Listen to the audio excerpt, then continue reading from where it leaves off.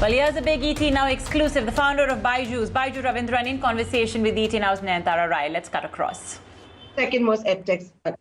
Byju, I want to ask you, I want to begin by asking you that when Prime Minister Narendra Modi in March 2020 announced the lockdown, and we all figured there was going to be no schools and colleges and stuff, what went on in your head? Because we've seen edtech be one of the biggest winners, right, in 2020. You didn't have live classes then. You started soon thereafter. Did you know that night itself, when lockdown was announced, this is what you had to do and pivot it that way? No, it was a surprise, like everybody else, for us also. So it took us a few days to, it took us maybe 3-4 days, and we made, the first thing we did is we made all our apps free, so that, well, at that point, we were thinking that maybe it will continue for 30 days, 60 days. By making everything free, we made sure that a lot more students are able to learn online. Live classes were launched within 2 weeks from the lockdown. So, okay. And then more than because of the pandemic, the sector is clearly at an inflection point.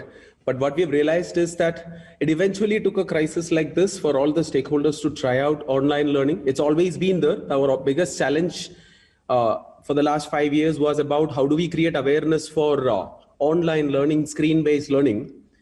Something which is not so intuitive about online learning is the fact that for online, when we encourage online learning, we are also encouraging self-learning. Now, why that's important is that if you ask me, that's the most important thing. If you can create more and more active learners, those who learn because they want to learn and not because they are forced to learn, that too, like in a country like India, where it's obsessed with spoon feeding, it's actually a change for the good, right? All stakeholders have adapted very well. Teachers are using digital tools. Though the initial days, it was a challenge for them to even use PPTs. Today, you will see that a lot of them have figured out how to use digital tools. And parents are accepting this format as more and more mainstream, especially when they learn at home. Now, why that's important is, maybe for the first time, our classrooms will change in the last 100 years, right? And I'm not telling it will go online. Schools will go back offline, but a lot of learning, a lot of asynchronous part of it, what happens before class and after class, there are things which can be done much better online, where we are enhancing. So it's in classroom, it's typically learned by listening, and at home, it's normally learned by reading from books. There is an opportunity using digital tools, enhance these two by adding learn by seeing, learn by playing, and learn by doing. These are very powerful format because this is what today's kids like. They like these movie-like videos, game-like interactions. Eventually, what we are achieving by doing this is that we are creating more and more active learners. And that's the requirement of the future, because 21st century illiterates are not the ones who can't read and write. They are the ones who can't learn, unlearn, and relearn. So, because most of the skills which what we learn in classrooms today, someone who's entering in school, by the time they come out after 15 years, 20 years, a good number of those jobs are not even defined. How do we prepare our kids for the future? We need to encourage this self-learning or active learning. That can only be done by making sure that they love learning. We need to bring that curiosity back in our kids. So now tell me something, we're talking in January 2021, the vaccination program has started in India, it has started in other parts of the world. So going forward, will edtech be as big as it is and has been in 2020? Will there not be any off-screen time, a hybrid model? How do you see it? See, I don't think, edtech cannot be considered different from education, right? At the end of the day, it's all about how can we use technology as an enabler, in some cases as a driver. It has to be content first. Teachers will always have an important role to play. In fact, it's the other way around. Golden age of teachers, I believe, is going to come back, because today, anyone who wants to teach something, they can just go online and start teaching, right? I'm not just talking about math and science. So because of what has happened in the last few months, something which a lot of them were not even willing to try out. I'm talking about teachers, institutions, even students, right? Now today, good number of them know there are things which can be done better online, and there are some things which can only be done offline. If you're thinking, will the schools, will they go completely online? Answer is, it should not, because there are, like, maybe you can learn math better online. Maybe you can learn like some of the science subjects better online. But can you teach kids empathy? Can you teach them social skills? Can you teach them the real life skills? Because it's all about, we all remember about schools. It's not just about what happens in classroom, right? It's what is as important is, like if you ask me, the corridor time, the playground time, where you learn all the life skills, that cannot be like, still, I'm sure it can't be done. You can't teach kids how to play and how to play in a team, how to play in a group, how to lead a team. They need to go out and play, right? So, but an ideal model is a blended model where we bring the best of both. What I mentioned, the things which can be done better online, let's keep that online. But there are things which has to be done offline, right? Social skills, and then some of the most important skills, right? Because we kind of overestimate the curricular skills, but what really differentiates people who are making an impact in this world are the ones who can learn both. What they learn inside classrooms, it's important, but what they learn outside classroom is as important or more important, right? So ideally, I scenario, a blended model will a hybrid kind of a model that could come up. So, Byju, tell me something that then going forward, as we look for what will be the best hybrid model at a time when you're saying the golden era of teachers is going to come back. A lot of you pivoted and came out, for example, let's say live classes. You've all experimented. So how is this going to pan out? Because if schools are going to reopen and everybody's going to search for the hybrid model, all those investments of the edtech companies have made it. So we've got many young founders who are also starting edtech firms. What happens? No, in terms of technology and its intervention in education, these are very early days. So if you're wondering, is this that there are so many education entrepreneurs and so many people starting edtech companies? Still, those who are like, there is space for enough people, because this is one of those few areas, such an important sector, right? It's all about education is still the only way most of us can make it big. Most of us can move up the social strata, right? But still, if you see, this is one of those areas, core sectors, which is grossly underinvested, neglected by almost everybody. So like the good companies, and again, like those who are like able to make an impact, either like, or those who are able to help, and there are multiple areas, right? There is, you can help figure out how to help teachers teach better. You can help students learn better. You can help institutions go online better. You can create formats for reskilling and upskilling. So there is enough and more to be done in this sector, right? Because the fact that there is no 100 billion education company in the world, where there are like multiple of them in other sectors, and this is one of the most important sectors, right? And so though there are a lot of companies starting this, and there are a lot of investors jumping into education because suddenly the sector has become hot, but the good ones will really come up and will continue growing on the other side of the crisis also. Because the opportunity in this sector, I'll say even after 10 years, I will still say these are early days when it comes to what technology can do for education, right? There is so much more to be done than what has happened in the last many decades. It's a great way of looking at it, that we still don't have a $100 billion education company. So Byju, tell me something. You've obviously got big plans. You've also relied a lot on inorganic growth. White Hat Junior, $300 million deal of 2020, the biggest deal that we have of 2020. You are rumored to be in talks for another $1 billion deal that's going to be for entrance exams. Is that your area of focus now, inorganic growth? Use this time to grow as fast as you can? Without accepting or denying something of what you just mentioned, I'll talk broad strategy around our growth plans, because we have always, obviously, the organic growth is very strong. Our core model it's continuing to grow at 100% year after year. But as I mentioned, there is an opportunity. It's almost like I'm sure even after a couple of decades, there will be enough things to be done in education. Now, we don't get attached to like believing that everything we can do on our own. So we also look at some of these complementary models. Now think of like what is so special about White Hat Junior is the fact that it's not just about coding. It's actually the fact that in a short span of time, there are more than 10,000 teachers teaching on that platform. And most of them were not teachers 12 months back. And that's why I'm using the word that there is a clear opportunity for India to create a huge talent pool of teachers for the world. And when I say world, like today, these teachers teach from India to most of the other English-speaking markets, whether it's US, Australia, New Zealand, Canada, UK. And these are, like before this, these jobs didn't exist in a way, like they were not teachers before. So we are attracting a lot of talent to come back to teaching, and also creating a huge impact on not just on the student side, but on the teacher side, because these are 100% women teachers. Good number of them were either unemployed or underemployed, and there is a huge talent pool to be tapped into, right? Unfortunately, we live in a country where 25% of the workforce is women, whereas half the graduates, right, close to half of the graduates who are coming out of our universities are women, right?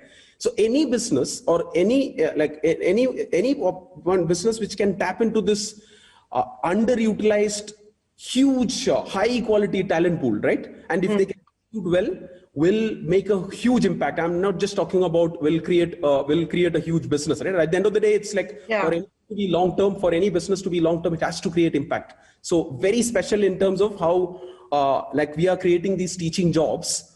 And over the next few years, it's almost like this. When we have 2 million students on that platform, we would have also created close to like 1.5 lakh new teaching jobs in India. And I mean, at least that's the aspiration. And these are women who are able to contribute, and their talent is not getting wasted. They can teach as much as they want or as less as they want.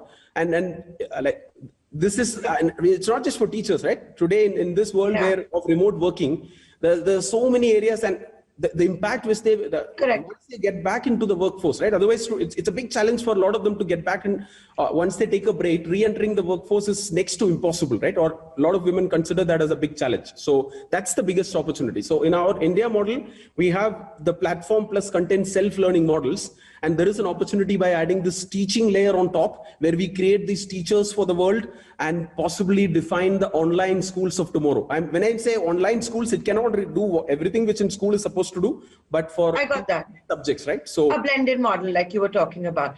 So Byju, you know, as you reach for this model as well, you've talked about some challenges. Now, one challenge that we've been talking about at TiECon, so many of these sessions, is finding the next 100 million internet users. I'm sticking to India at the moment. Now, all the consumer internet companies right now seem to be chasing the same bunch of the millions of users who have the purchasing power. How big a challenge is that? I understand, yes, you've got the proliferation of geo and you've got the data penetration, smartphone costs are coming down, but that has to be a very big challenge as well. Making sure that kids have devices, have access to internet, all of that, and to spend money.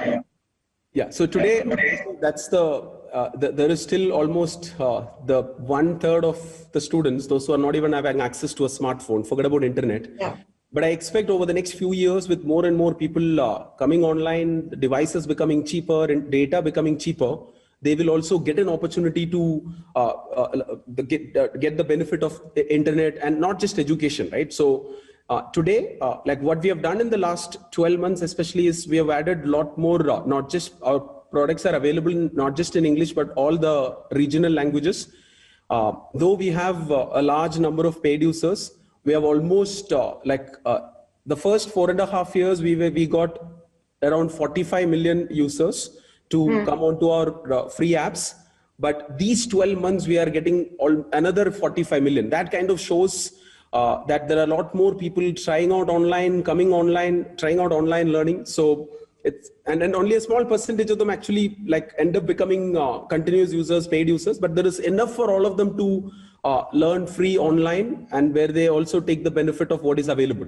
So, but if you ask me, yeah, there is still this challenge of how do we address this? So if you ask me, digital divide, it exists, but compare that with now can we, so everybody talks about the digital divide today, right? But the challenges in the physical world, they are so much more glaring. Can you solve these, I'll talk the challenges in our education system, which is, can you build more schools? Can you get more teachers into our classrooms? Forget about there are a lot of schools where finding good teachers, forget about finding good teachers, finding good teachers itself is a challenge, right? We can't, personalization is impossible in an offline classroom when we have such a suboptimal teacher-student ratio of 1:35. And it's still, unfortunately, learning driven by fear of exams and not love for learning, right? So we've been able to create this new segment talking about love for learning, making sure that kids love what they see, and finding that right balance between keeping it engaging without losing its effectiveness. My favorite phrase over there is finding the right amount of chocolate coating before we take them through the broccoli.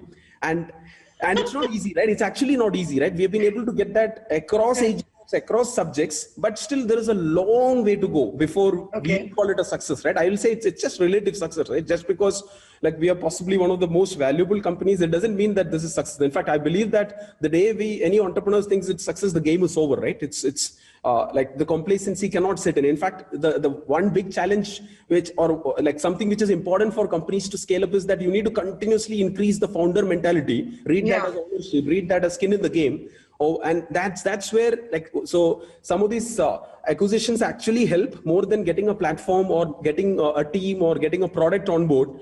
They significantly increase the founder mentality at the top. And that's what helps companies stay relevant for decades. And that's what differentiates good companies or great companies from good companies. And by no means I am claiming that we are a great company.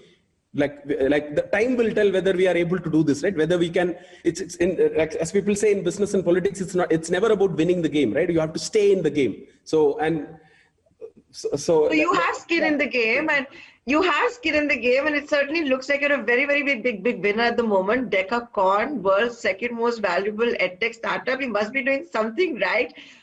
You were talking a little bit about inorganic growth. I also said it maybe a little flippantly, but I do want to get into it, which is a crash course in entrepreneurship with Byju Raveendran. You didn't start off as a businessman. You were famous as a teacher. You were filling up literally football fields with students. The legend is that Dr. Ranjan Pai saw you at some coffee shop and then decided that you must start a business. All of that. That's what we've heard. But you're a first generation entrepreneur.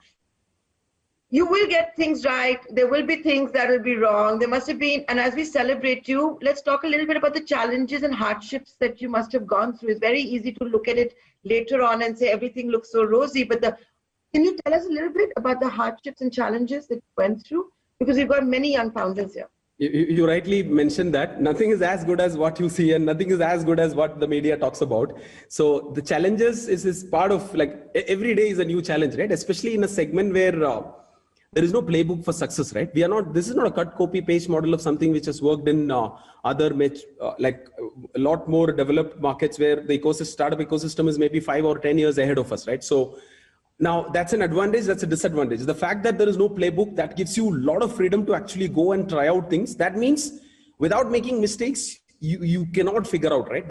Like when you do things based on first principles, the only way you can learn is by making mistakes.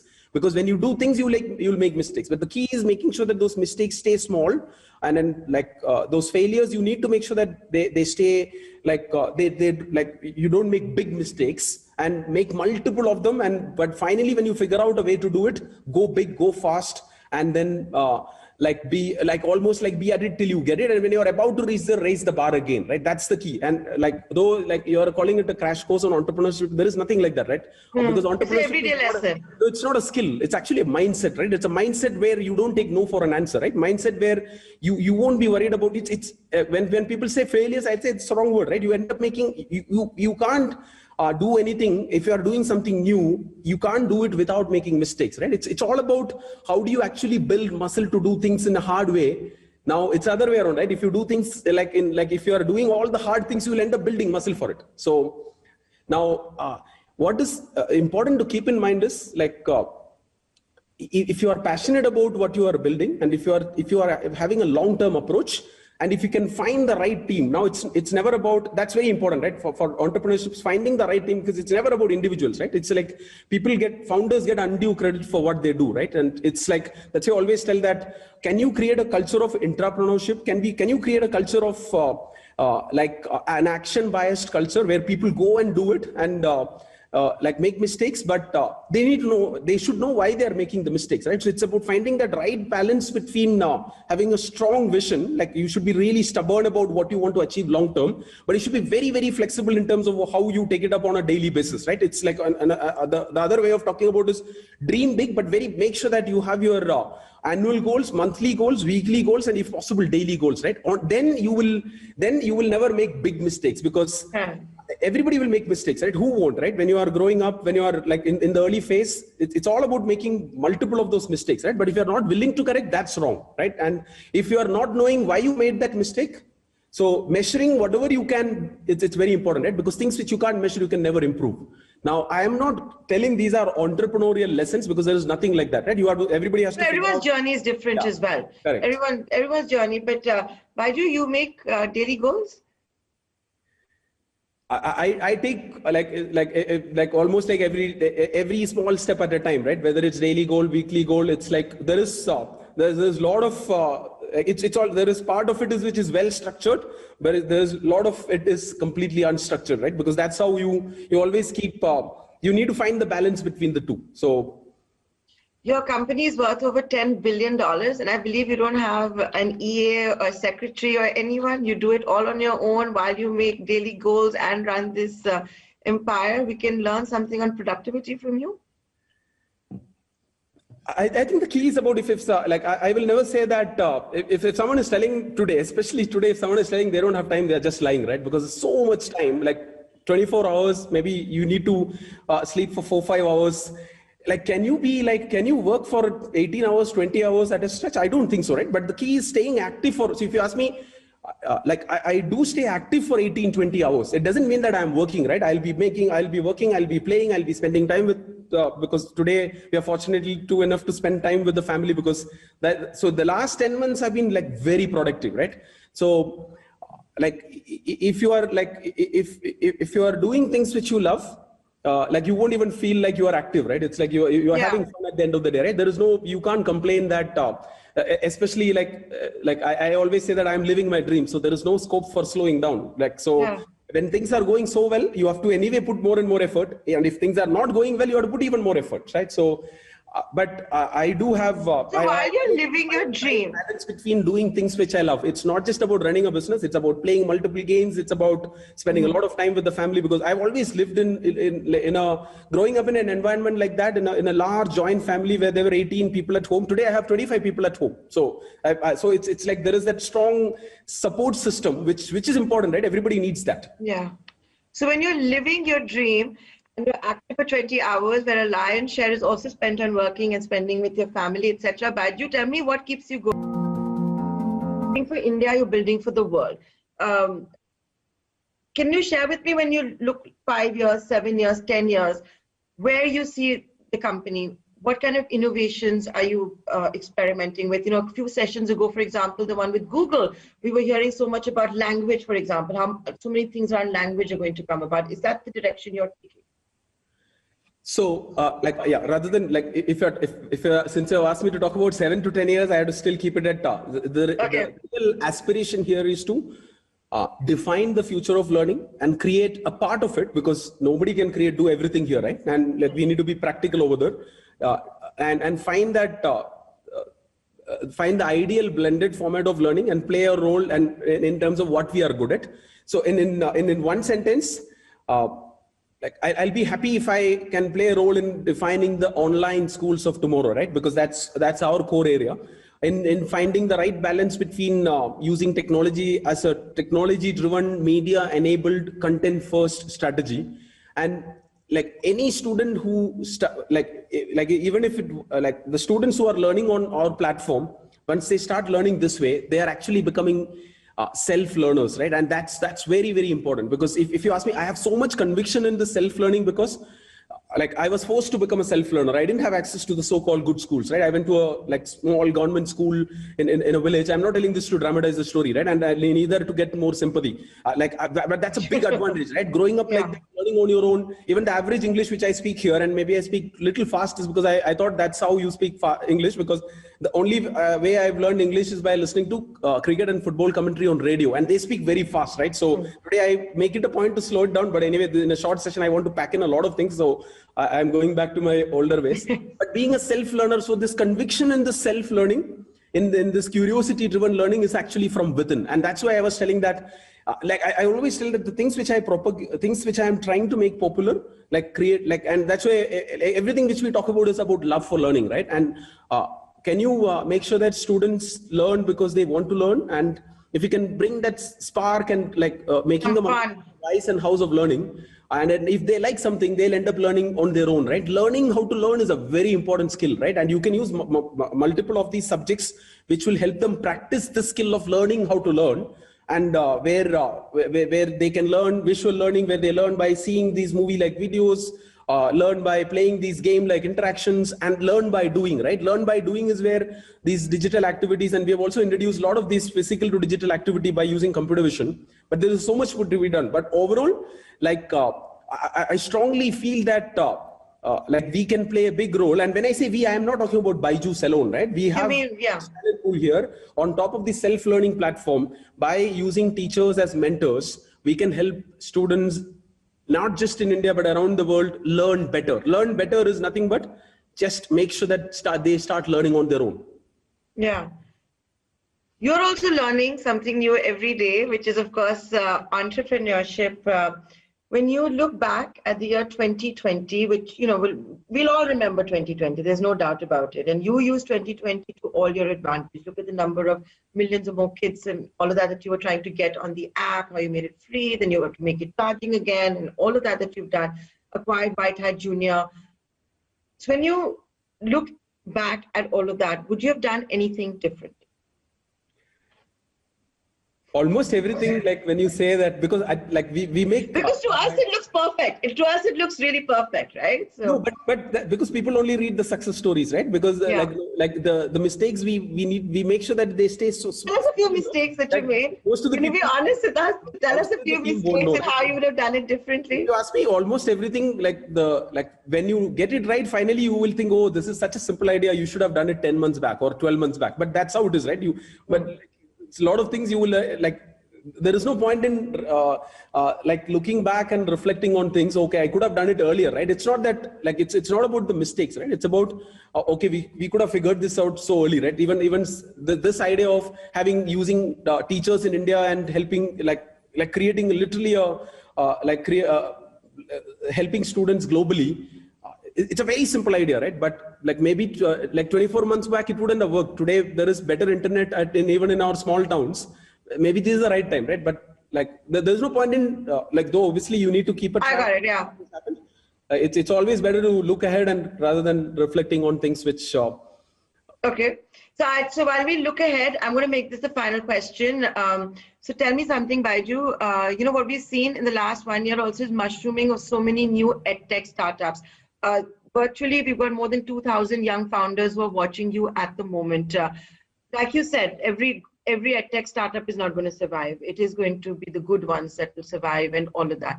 What's your advice to all these founders who are tuning in, wanting to make a difference, solve real life problems? Yeah, so this is like especially in edtech, there's so many areas where there is an opportunity. So like I will say this is this is one of those few areas where if you do good, you will end up doing well, or you do well, you will end up doing good, right? That's why easy to attract talent into this sector. There's an unfair advantage being in education technology, but having a long-term goal, as I mentioned, is very important.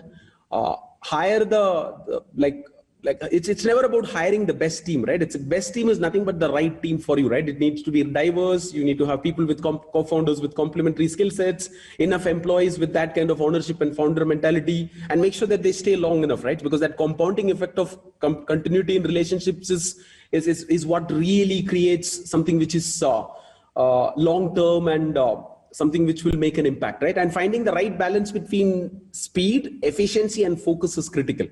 And eventually, like if you are doing it because you are passionate about doing it, then chances of success is much higher, because initially there will be so many roadblocks and you won't take no for an answer, right? So it's thinking big is important, keeping that high aspiration level is important, but also like the other 50% is all about having that discipline, having that daily goals, week at a time.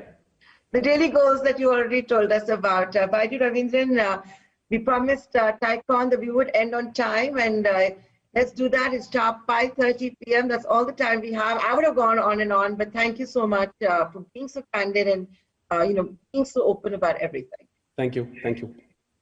Thanks.